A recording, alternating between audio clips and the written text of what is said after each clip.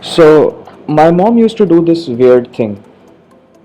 जब भी मेरा बर्थडे आ रहा होता था, every time I wanted something which was like way above the price range she had in mind or my dad had in mind, what they used to do was, एक महीने पहले से they started dampening my expectations.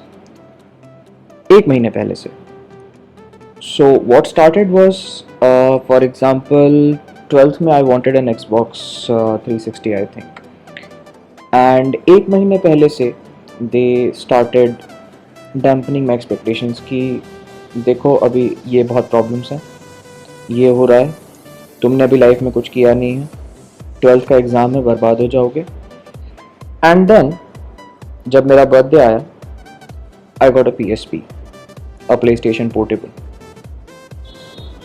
From Xbox 360 which had come out like 2 years prior to that, so I think it was somewhere around 25k, 25 to 30k, to a PlayStation Portable, which was 7 8k.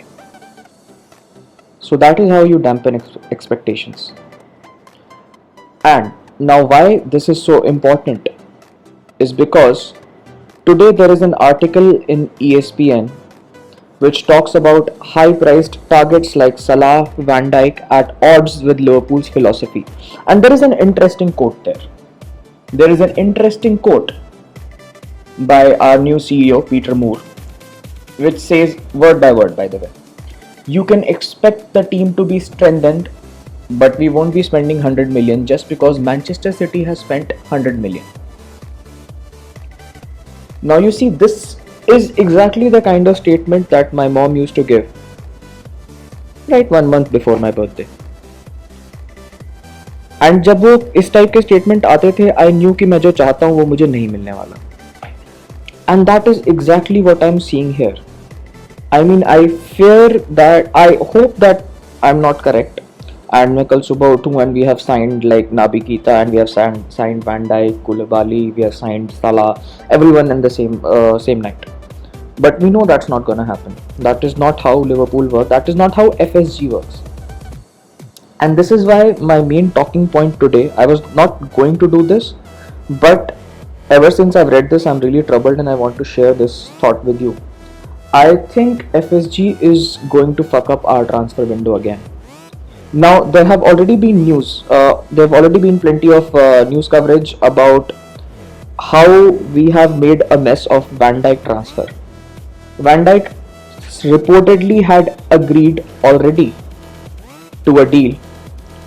He had agreed to a certain salary, and when the negotiation was put on table, the salary which was written on paper was different from what we agreed on word of mouth.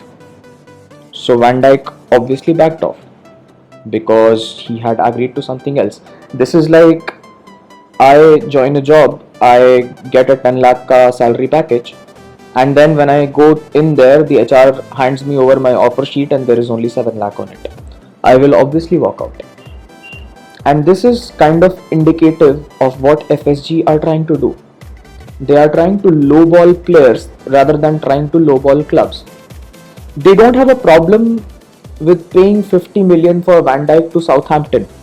And God knows why. They have something with Southampton. They never have a problem in paying anything to Southampton. Because this article that I was reading, it clearly ends with the lines, indeed it appears that the only time this value proposition meaning the value of a player to the club, system doesn't apply to players is when Southampton are involved, as Liverpool seem to be willing to basically hand them a blank check every summer. Think about this. 2013 से 2017 तक every year we have signed someone from Southampton. This is not normal. We have had Joe Allen, and think about the kind of players we have signed. We have signed some really quality players from Southampton, but we have also had a lot of busts. And barring say Adam Lallana and Sadio Mane, obviously none of them have justified their transfer prices.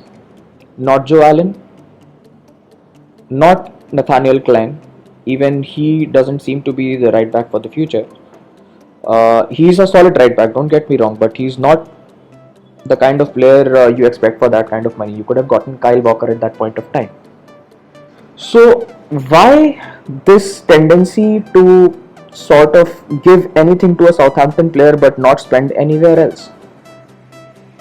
FSG have a huge problem.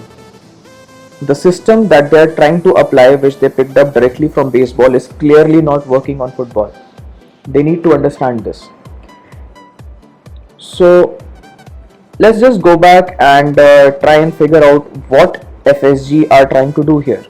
They are again trying to buy someone who we are not sure about is going to fit in the system. When it comes to Van Dijk, we don't know how he is going to perform in our system.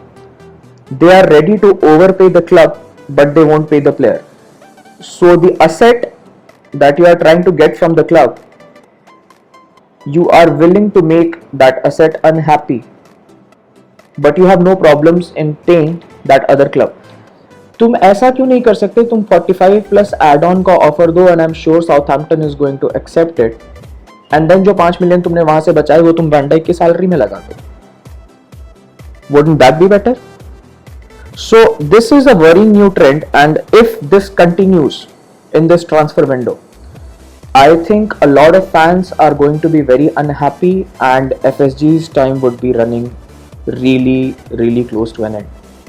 Especially if we don't start the season well. I hope I'm wrong, but this is where we are at right now. Let me know your thoughts and comments and and what you are thinking in the comment section below. As usual, do like the page, share this if you like this piece of podcast, and keep subscribed to LFC Lal Sena. Thank you.